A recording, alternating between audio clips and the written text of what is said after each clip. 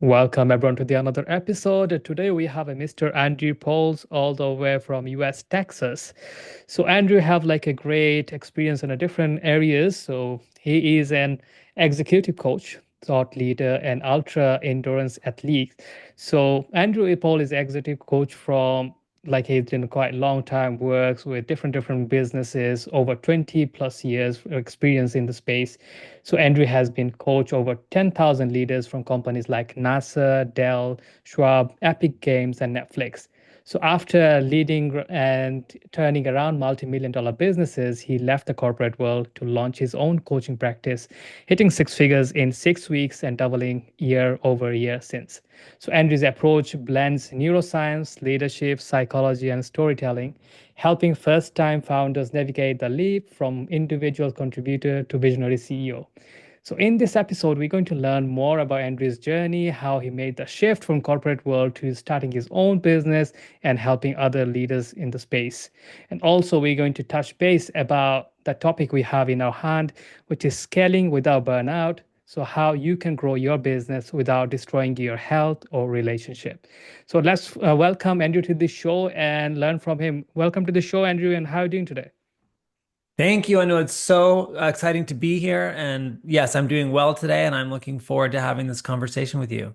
Yeah, I'm super excited and I appreciate your time waking up super early. It's like a 9 a.m. for you right now, and I'm in the 3 a.m. 3 p.m. zone. So it's like afternoon for me, and it's quite nearly finishing that day. And hey, you are just starting out, and I appreciate it, like showing up for our audience. Early morning is like a fresh start for you. So you have like a quite amazing achievement you had over the years from being athlete to working in a corporate to starting your own business. You had done a quite long things like being a mountain bike race, and you got lots of exciting stuff is going on. So walk me through about your quite a journey, then we can touch base about the topic about how to scale without burnout businesses. So yeah, where should I begin? Like is because before you starting your business or before you starting your whole corporate career, and tell us about your childhood, like how did you grow up? Did you grow up in Texas? No, I grew up in Arizona, Okay. in a city called Phoenix, Arizona. Mm. And yeah, I grew up in a family with two siblings. There were five of us. And my childhood was very, I think, impactful on my decision to go into coaching. I had some very challenging experiences. Even though I came from a very stable family and a very loving family, I had some very challenging experiences early in life. I witnessed the death of my grandfather when I was about 6 years old, and I hadn't understood what death was all about at the time, and it really, really scared me. And it created this fundamental shift for me in being afraid of the future and of life taking things away from me unexpectedly, things that I really valued.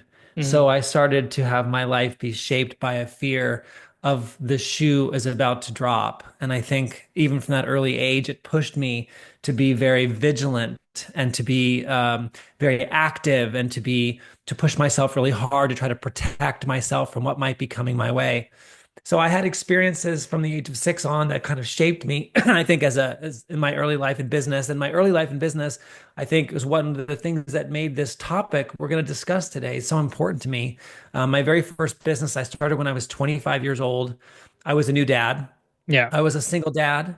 And yeah, so I started a business pretty much for the sole reason of being able to take my daughter to work. I Mm. just knew as a single dad, I wasn't going to be able to see her much when she was young unless I could bring her with me. So I left graduate school where I was studying a PhD in philosophy to start a business so I could see my daughter. And that was a period of 5 years of intense learning and a lots of struggle. I really struggled in my relationship with her mother. I really struggled financially in getting that business to feed my family. The Yeah. business was profitable, but I wasn't able to pay myself very much money. So the first 5 years of my life as an entrepreneur were filled with a lot of struggle. I was working 70, 80 hours per week just to keep the lights on. So I experienced a lot of sacrifice in that first business. I knew I experienced missing a lot of important things in life to try to keep the business going. And I think that's one of the things that really endeared me to the topic we're going to talk about today is having experienced firsthand what it's like when you don't find that balance, when you do burn the candle at both ends, when you do miss really important parts of life that you can't get back, and not wanting other people to have to go through that unnecessarily. Yeah. So it wasn't the easy journey, like you had started your business, then obviously a lot of challenges you had to go through. And I can feel that like being a single dad and running a business, it is never easy. And when you have to work on your relationship as well, we just like a quite a bit tough things because I have a child. Obviously, I'm not single father, but here we have a special need child, and he takes a lot of our Mm, time, like for me and mm, my wife. And being on your own, sometimes like because we have another child, like who is which is normal, so he's only like 10 months old, so he takes the majority of my wife's time, so I'm wow. just doing like a lot of time with my special needs child as well. So running that business is never easy, and he have to sleep with me all night. Like he wouldn't let you go to the loo like even for 5 minutes like without like he's screaming the place down.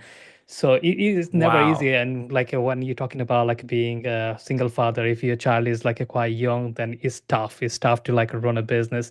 And so how was your process during that time, like when you started your business and being fatherhood and maintaining a relationship as well as best possible, because obviously you have to keep to the standard on everything and every aspect, isn't it?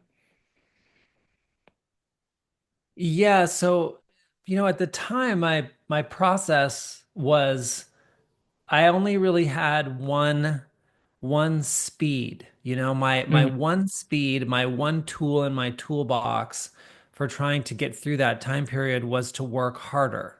That's the right. only thing I knew how to do.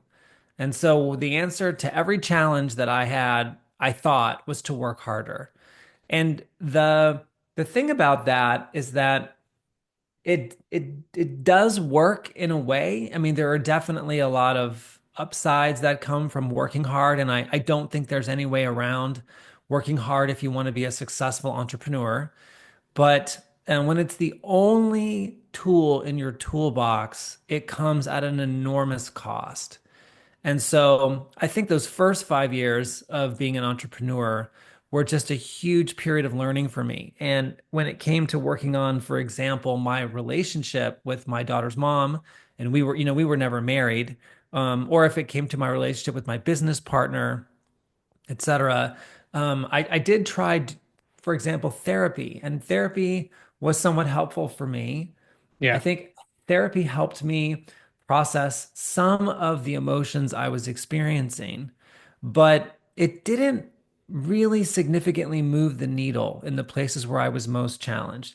And I think that's what attracted me to coaching because about halfway into that 5 year journey, a friend of mine recommended that I try on a coaching program to try to make some real impact with my relationship with my daughter's mom and some of the places I was struggling in my business. And so, at his recommendation, I tried a program that was really coaching based. And that program was a turning point in my life. It helped me to tell the truth to myself about how much my life was being run by fear, including in my relationship with my daughter's mom. I found myself comparing myself to her a lot as a parent. And I always felt like she was a significantly better, more competent parent than I was. And that really scared me. And it led to me doing all kinds of things in the relationship that didn't work. My fear of failing in the business was pushing me to do things that didn't really work. So Mm, coaching really helped me to see myself, I think, more accurately and in a way that gave me a lot more room to try on new ways of being in my relationship with her mom and new ways of acting in the business.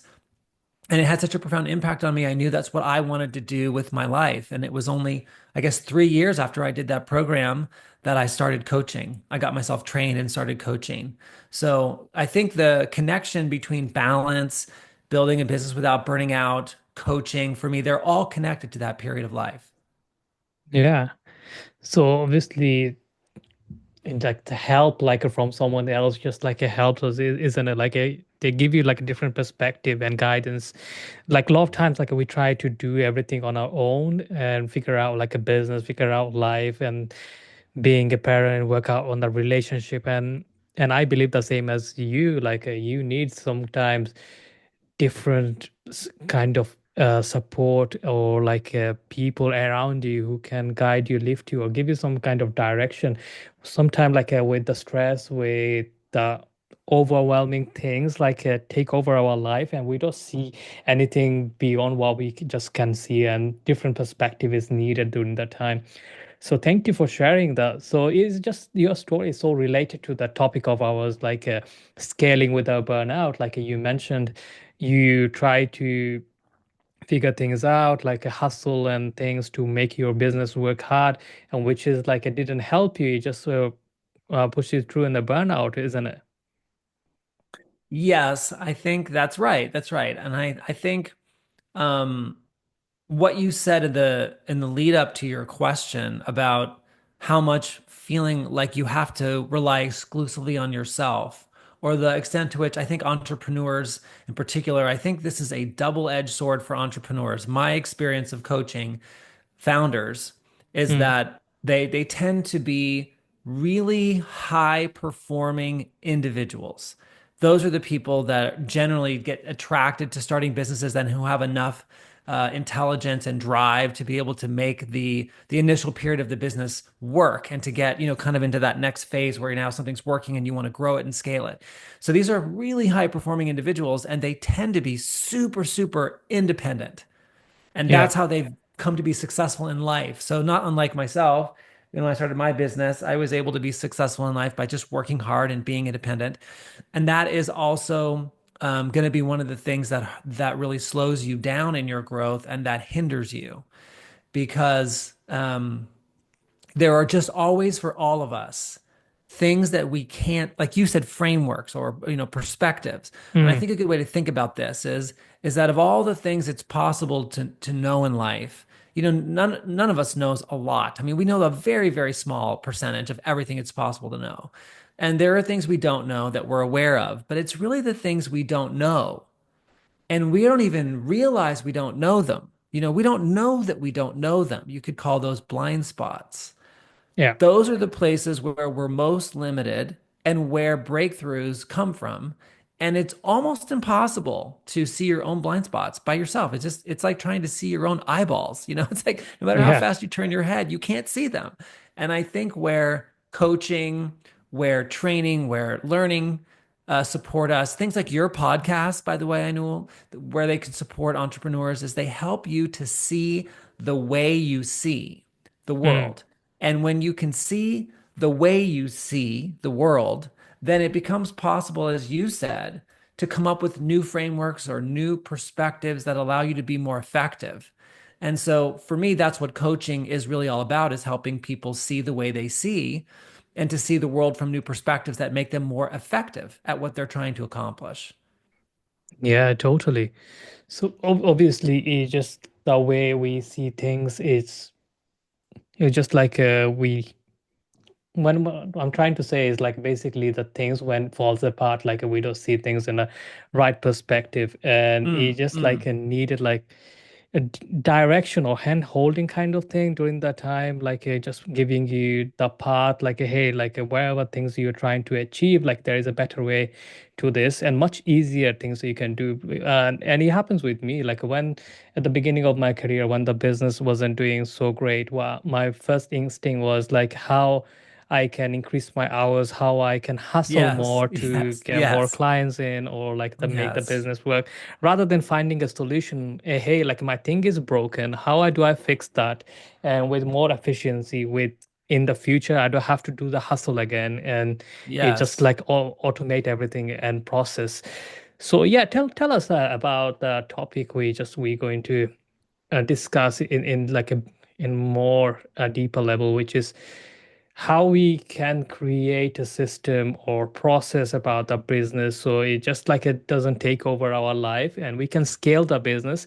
And because oftentimes right now we see any kind of business, either it's online or like you have a brick and mortar business or physical store in front you have, like when we talk about scaling, like in what I see in my local area, If you want to scale it, obviously you have to hire more people in, you have to lease a new building or like office spaces or the shops or whatever that may be. Obviously, that brings on more stress. It brings on more labors, it brings on more overheads, and you have to think about like how you can grow it. That takes over a lot of times when you have a family to look after, when you have like your life to enjoy. So what is the best way approach, you can still scale, make the more most of the money without destroying your health and relationships? So how you would take it right now? So I think that let's see if we can make this, as practical and applicable as possible for people. And maybe we could just talk about three of the top things I see Sure. that make a difference. One of them is I think it's important that entrepreneurs understand that we are, we're kind of a unique breed, and we are most of us, we are really, really driven by success. We are trying to be successful, and however we measure success, a lot of the entrepreneurs I know measure success in terms of the size of their companies or the amount of their revenue, et cetera. And the challenge with success is that it has this interesting quality where no matter what level of success you achieve, pretty much the second you get there, you move the goalposts further out, further away from yourself. And so it's this never ending cycle of trying to get more and more and more of something. And so success is striving for success by itself is one of the key drivers I see that leads to burnout because it is like a hamster wheel and you can never actually get to the thing you're trying to achieve. Mm. And I think there is an emptiness, honestly, to success when you value it for its own sake. I think it's a mistake for business owners to try to achieve success for its own sake. And so the thing that I find that really works for both being able to be successful, but without that sort of negative burnout cycle, is to ask yourself the question, well, what is it that I want to be successful at that is intrinsically meaningful?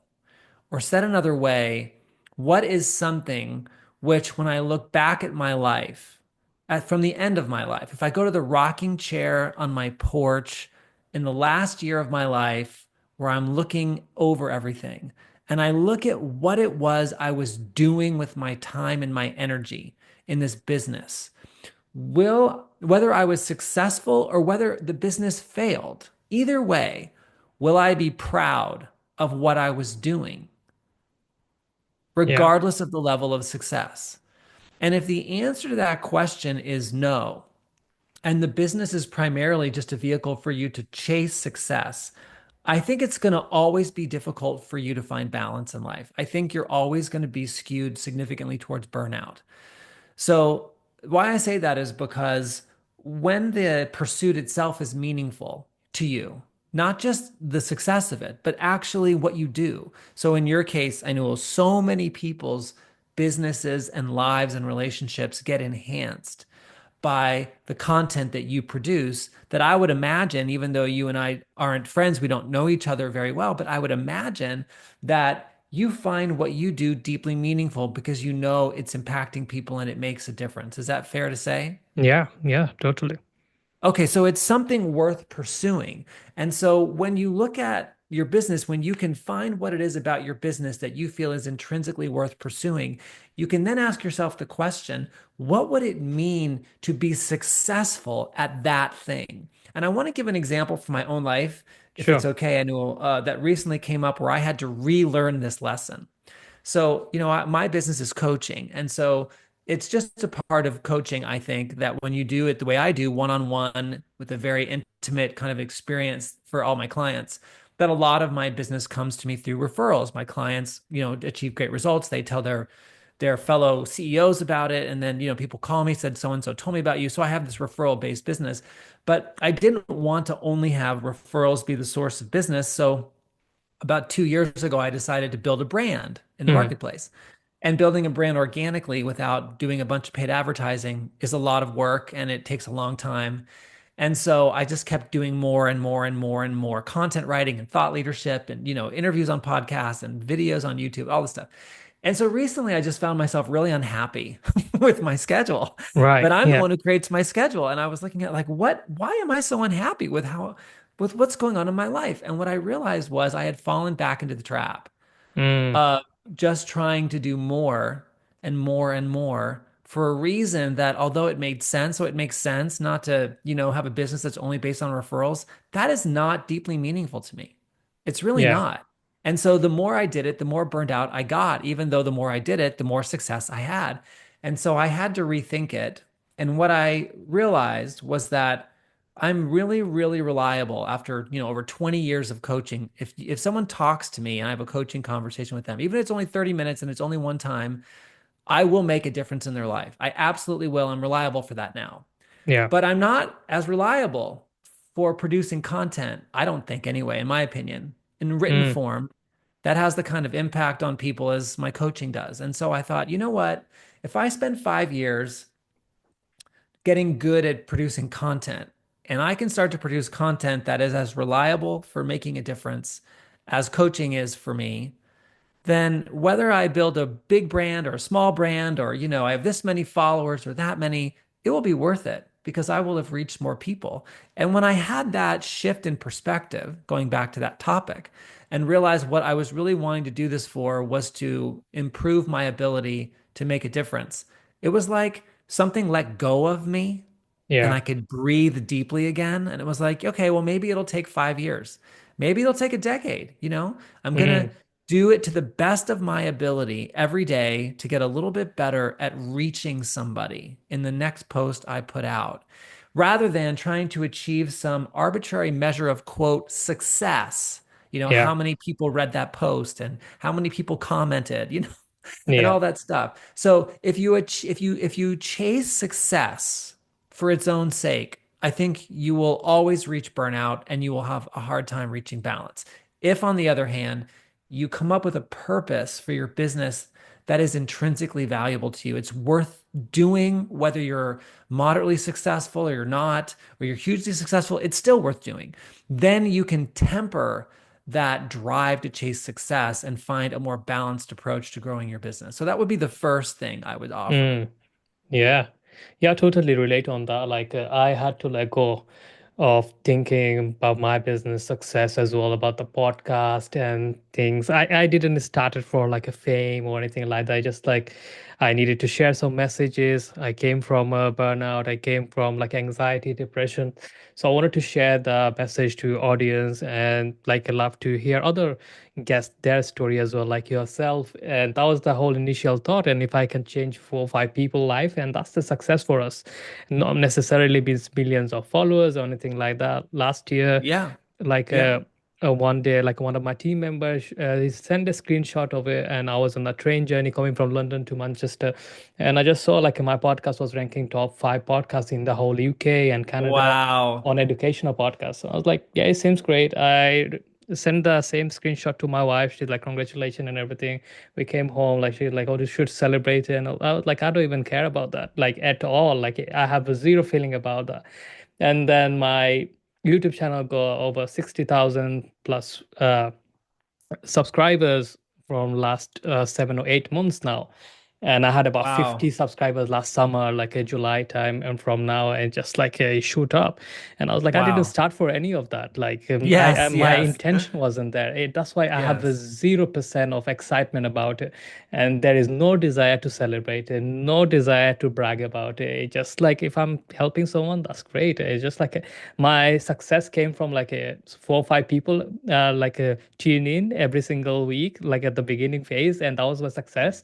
And I was happy that time compared to right now. If I have now over 250,000 people like follows me combined platform with YouTube, Apple Podcast, Spotify, and like even though we hit like 4 times that, like a million of followers, like obviously it's not going to make any change on me or like the way I Yeah. think or the way I Yeah. show up. Even though I Yeah. told you before I started podcast, I'm feeling dizzy, I'm committing to the show. It's not because of the money I'm making. It's not because of like that I'm gonna get my millions of followers or anything like that.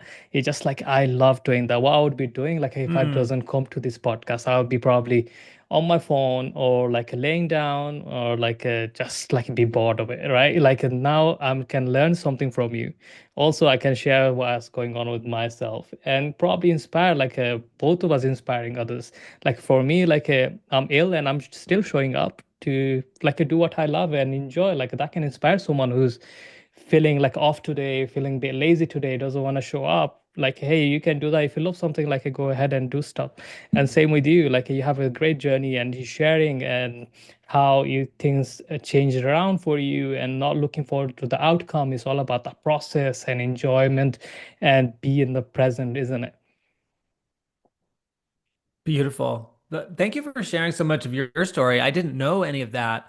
It's such a great example of the power that comes from being focused on purpose instead of success. And Yeah. obviously, it's not as fulfilling to not be successful when you're doing something that you really care about. So Yeah. I'm definitely not saying success doesn't matter. Success definitely matters. And I think it's way more fun to be successful at the thing that you care about than not. But the trap is to be focused on whatever it is you think success is, some number of followers if you're in your line of work, or if I have a service business, some number of customers or some amount of revenue. And if you focus on that instead of what it all means to Mm. you, that's what gets you in trouble. Yeah, So I totally. think, And success is defines every individual is different, isn't it? Some yes. people not defined by numbers or money or like the followers. Some people it does make sense for them. Like they want the attention, they want the followers, they want the title, right? Like some soccer players or basketball players, they care about their records and things like that. But end of the day, like is that giving them happiness or not? It's up to them. Like they have to ask the question, is that truly I want or no, something else? So I'm just doing it for other people are doing it and I need to break the record, right?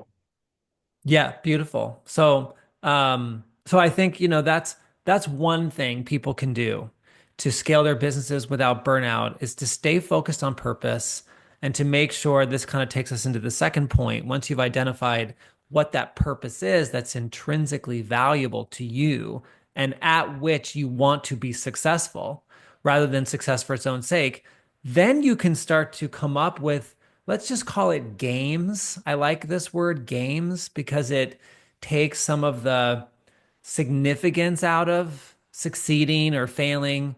If you play poker, if you play I don't know, football, Mm, or you play rugby or whatever, obviously you love to win, but even when you don't win, you still enjoyed playing, right? And yeah, so then you can start to ask yourself the question, well, what is success then? If what I'm trying to do is reach people, if I'm Ainul and I want to reach people and I want to make an impact, then how do I measure that success? What are the measurements I'm going to watch that are going to tell me how good of a job I'm doing at fulfilling on this purpose? Then you could definitely look at something like the growth of your listenership as indicating that something you're doing is valuable for people. Then growth could signal to you that the kind of content you're putting out in the world is something people find valuable and they talk about it. yeah. So rather than just saying, "Hey, if I have a million followers, it means I'm successful or I've become something or I'm someone of note now," versus, "Wow, that's a million people who have found something in what I've done useful and valuable." So just making that shift when it comes to how you measure, then you do definitely want to have ways of measuring how it's going, but you want those measurements to speak to you. You want them to tell you something about the purpose of your business versus the success of your business on its own, So, Yeah. in my case now, when I put out a post, if it gets reposted, I know the person who reposted it thought it was worth sharing. Mm, So I'm not looking for like, hey, what's the LinkedIn algorithm for repost? Like, I probably should care. It's probably not true that I don't care. But what I'm doing when I'm creating this post is I'm trying to think, okay, this is my target audience. What is something that I could share with them that they would all find immediately useful and impactful. And whatever that thing is, that's what I'm endeavoring to write about. And maybe I'll measure my success by how many people repost it, because that tells me, yeah, they found it valuable. Okay, so now will that probably grow my audience? Yeah, probably will, and that's great. That's great for me. But what I'm trying to stay connected to, and I'm saying trying because, it's difficult for me too. I find myself going back and forth, if I'm honest, between having my attention on success and then having to pull myself back and say, no, no, no, that's not what we're doing here. We're here to make an impact. So the way you measure success and the way you set, say, goals or KPIs and leading and lagging indicators, when those are deeply connected to the purpose, when they speak to you in the language of the purpose of your business, it helps you keep yourself in check and in balance and connected to what really matters. And the last thing I want to say about that is I also think it helps you take a long range view. Yeah. And I think that's important.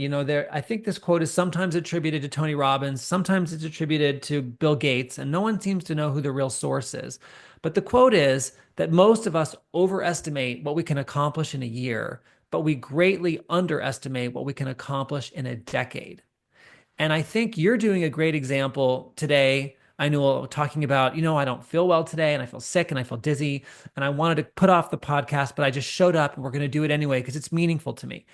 That kind of just showing up to do the work, to forward your purpose and doing it day after day, but doing it in a way where you can say, and that's what I'm going to call done today, because I'm in this for the long range view. I'm in this to Yeah. build something over time that's meaningful. And if I get there in 10 years, it will have been worth it. That those 10 years will be time I'll be proud of having spent versus, oh my God, I've got to make this happen. I've got to make that happen. Every day there's more to do. There's more to do. Oh my God, there's so much more I could do. I could do another post. I could do another this. I could do another that. That's what it sounds like when you're chasing success. Yeah, that's great. Thank you so much, Andrew. We are coming to end of this podcast. So if anyone wants to learn more about yourself, where is the best place to find you? The best place to connect with me is either by email. You can send me, I respond to all of my own emails at apoles, Poles, at andrewpoles.com, or DM me on LinkedIn. My LinkedIn is, www.linkedin.com/in/Andrew Poles. That's great. Thank you so much for your time. I really wish you very best of luck. And thank you so much for coming to the show. It was a pleasure. So great to be with you, I know, and thanks for everything you're doing for the people in your area. That's great. Thank you.